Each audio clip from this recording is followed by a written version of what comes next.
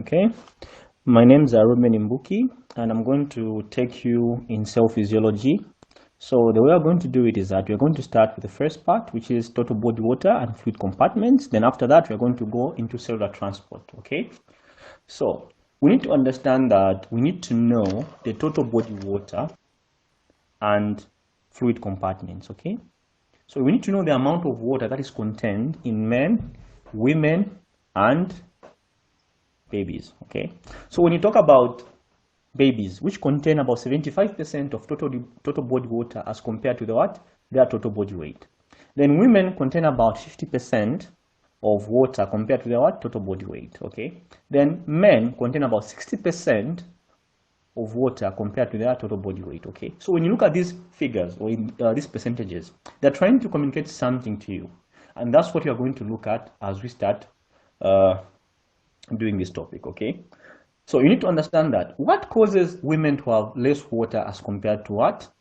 men? What causes baby to have a lot of water as compared to men and women? Okay, those are the things you're going to look at right now. Okay, and I hope everyone is going to enjoy the topic because it's a very, very simple topic and straightforward topic. And you need to understand that this is the basic and foundation of cell physiology. Once you appreciate and understand what happens in cell physiology, I highly doubt it that you are going to face any challenges as we go on in physiology, because this is the backbone. Okay, this is the foundation of physiology, because whatever we are going to be talking about, we'll be talking about a cell, and you need to understand what is composed of a cell. What does a cell do? All those are the things you're supposed to be interested in knowing. Okay, so let's now look at composition of the body. Okay, let's look at the composition of the body. Let's go to the next slide. So composition of the body, it consists about 60% of water, 7% minerals, 18% proteins and related substances, then 15% fats. Okay, but in females it's less. Okay, because of the adipose tissue.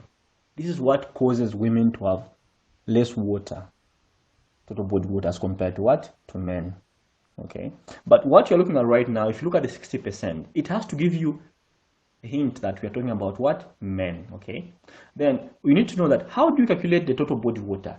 Let's give a model. Okay, so we might be looking at a 70 kg man. Okay, so if I am weighing 70 kg, okay, we want to calculate the total amount of body water. Okay, so we are going to come up with a formula, which is total body water is equal to 60 over 100 multiplied by 70 kg. Okay, but at the end of the calculation, you have to know that we have to convert this into liters, because water is not measured in kg, it's just measured in in liters. So if you look at the formula, 60% over 100 multiplied by 70 kg, it's going to give us 42 kg. Then that 42 kg is going to be converted in liters. Okay, how do you convert that? You are going to come up with a formula, okay, or a ratio. You're going to say 1 kg is equal to 1 liter. Okay, we know the kg, but we don't know the liters. Okay, so you're going to say 1 kg then over, okay, 42 kg. Then on below, or where there is 1 liter, we're going to put x. So we are looking for x, or finding x. So what we are going to do is that we cross multiply. So x is equal to 42 liters. When you cross multiply and then you cancel both sides, okay, the kgs, it's going to give us with 42 liters. We're going to remain with 42 liters. So meaning the total body water in a 70 kg man is 42 liters. Okay, but that 42 liters is consisting of the amount of water that is found in the body. But we need to know that total body water is found in 2 compartments. We have got what we call ICF and ECF. Okay, those are the things we're going to look at right now. Okay, let's go to the next slide. So types of body fluids. Okay, that's our heading. Extracellular fluid, which is 1/3 of body fluid. Okay, so what you're looking at, our model was a 70 kg man. Okay, and we're talking about 60%, and that 60% was found to be 42 liters. So you're going to say, what is 1/3 of 42 liters? It's going to give us 14 liters. So that 14 liters, since the ECF is divided into about 3 different spaces, okay, we have got 1, blood plasma, interstitial fluid, and lymph fluid. Okay, blood plasma contains how much? It contains about 1/4 of 1/4 of the 14 liters that we found, okay? Then, or we can say 1/4 of ECF fluid, okay? Then interstitial fluid, it's what? 3/4, okay? Or 3/4 multiplied by ECF. So when you look at those figures, okay, we can say ECF is equal to, blood plasma is equal to 1/4 multiplied by ECF space, or ECF space. So when you look at that calculation, which is 1/4 multiplied by 14 liters, okay, which is the ECF, the amount of water containing the ECF, it's going to give us about what? 3 liters, okay? So the amount of fluid that is found in plasma is what? 3 liters, okay? Then if you go to interstitial fluid, okay, you're going to find that interstitial fluid is equal to 3/4 multiplied by ECF, okay? Then it's going to give us what? About 11 liters, okay? Then the amount of water found in the lymph fluid is negligible. Sometimes you cannot even calculate it, okay? Although they say it's less than 1 liter, okay? It's supposed to be 0.00 something. It's less than 1 liter, okay?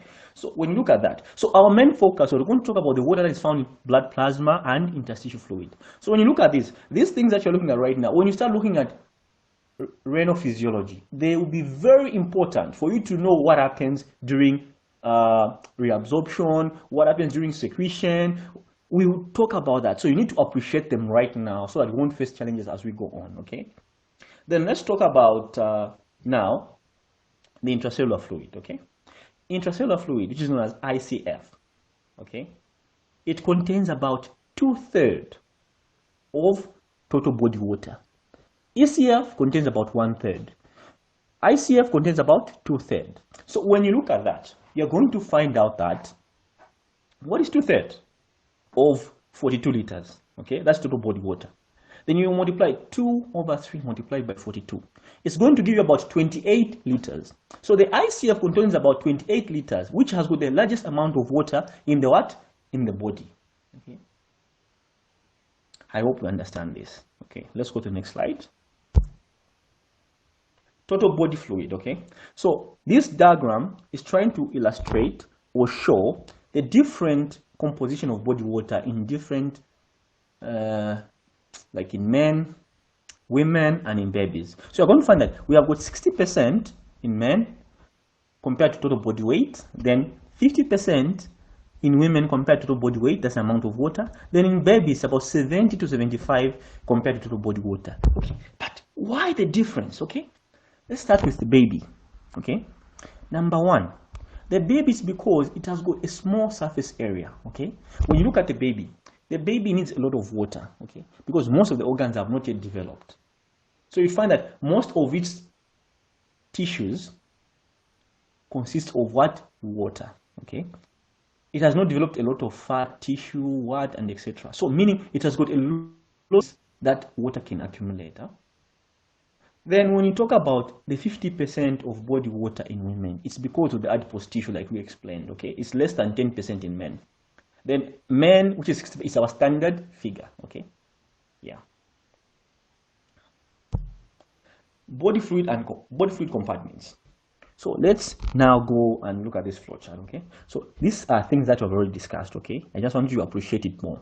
So total body fluid, we have got 60% of body weight in adult men, okay? Which is 42 liters in a 70 kg man, like I said, okay? That's the total body water. So I've got 42 liters. Then when you go down in this flowchart, you're going to find that we have got what we call, the first one is extracellular fluid, second one is intracellular fluid, and third one is known as transcellular fluid, okay? So when you talk about this, you're going to find that 20% of body weight is what? 14 liters. We're talking about the what? ECF. Then 40% is what? ICF, okay? So those are the figures you are seeing there.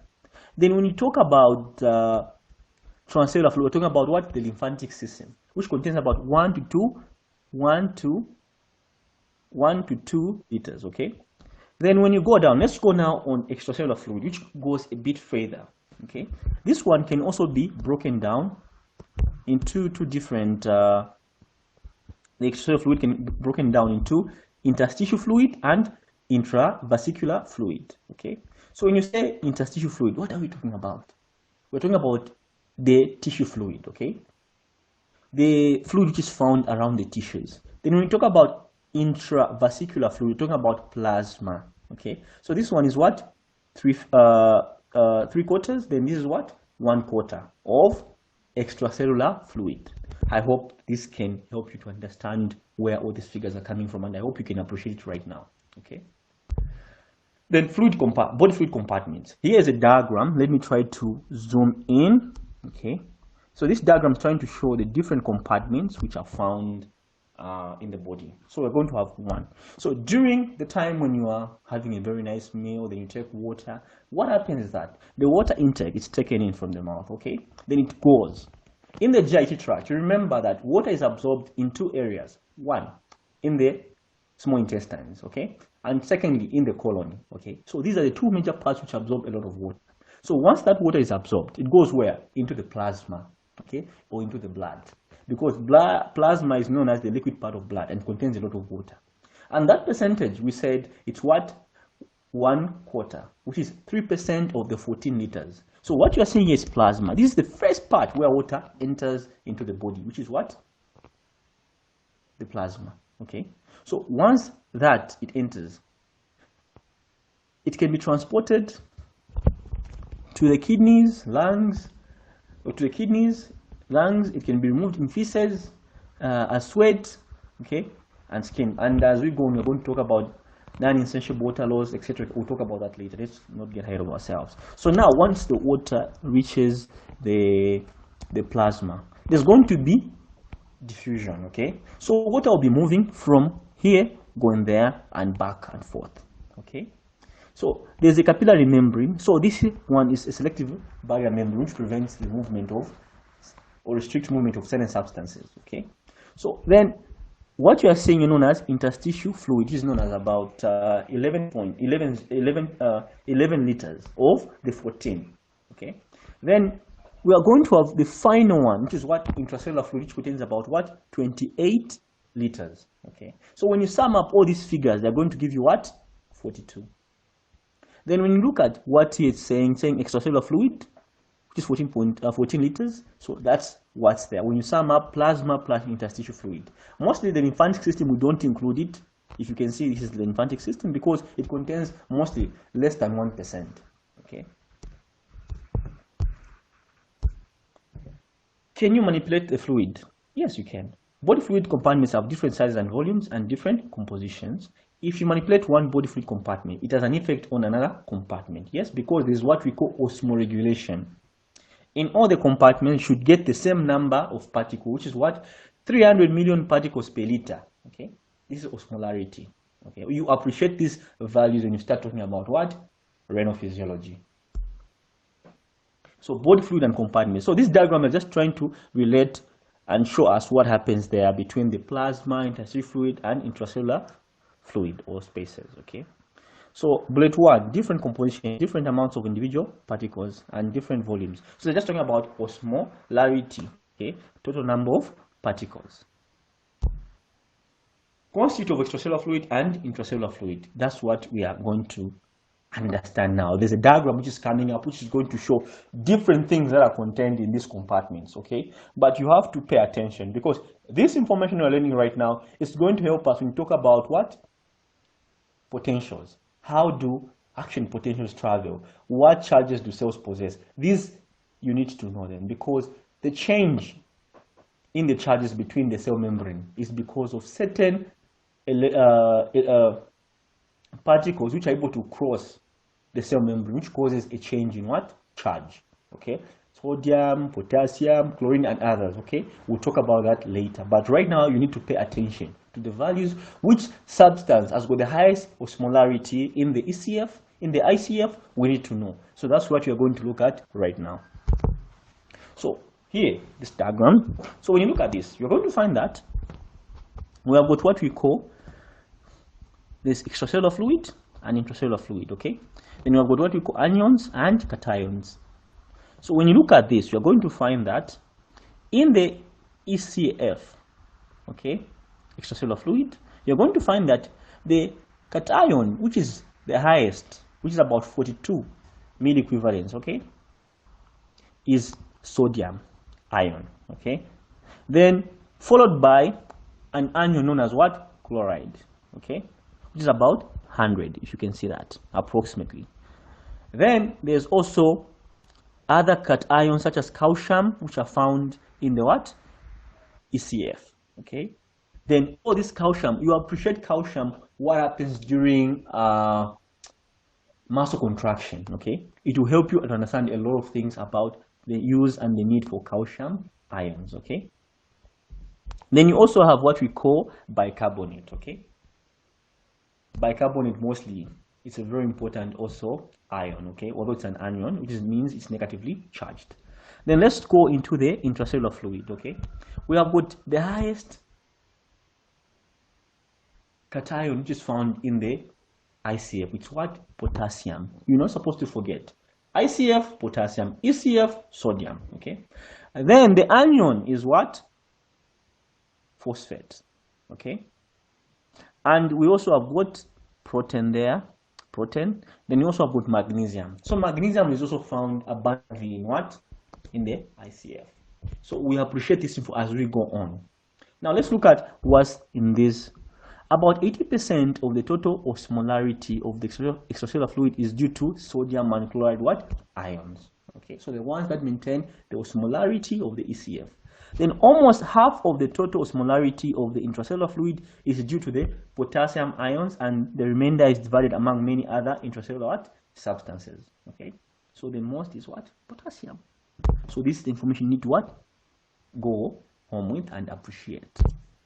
So these figures are just trying to show us the different osmolarity or different concentrations of these ions, okay, in the ECF, ICF, in plasma, etc. So you need to understand what's found there in your own free time. There are a lot, but I'm sure you can have enough time to go through them one by one. If you want to search for this information, you can go into what? Guyton, okay? Guyton has got a very beautiful table like this one, different composition across the cell membrane. So if you look at this, you can go into Guyton. Guyton has got a very good diagram, okay? Then you can understand better what I was talking about, and you learn to appreciate it. I think we have even cited the book. Osmolality and osmolarity. Okay, so you need to understand there's a difference between osmolality and osmolarity. Okay, osmolality, osmos per kilogram of water or solvent. Then osmolarity is what? Osmos per liter of solutions. So you need to understand the two, okay, that they are different. So the other part we are going to talk about is cell membrane transport, okay? But for this part, we are going to make another video which is going to talk about cell transport, and I hope you're going to enjoy it. For now, the first lecture is about total body water, and the second one is going to be about cell membrane transport, okay, which we are going to make. So this is the end of this lecture. Wait for the other video about cell membrane transport. Thank you very much.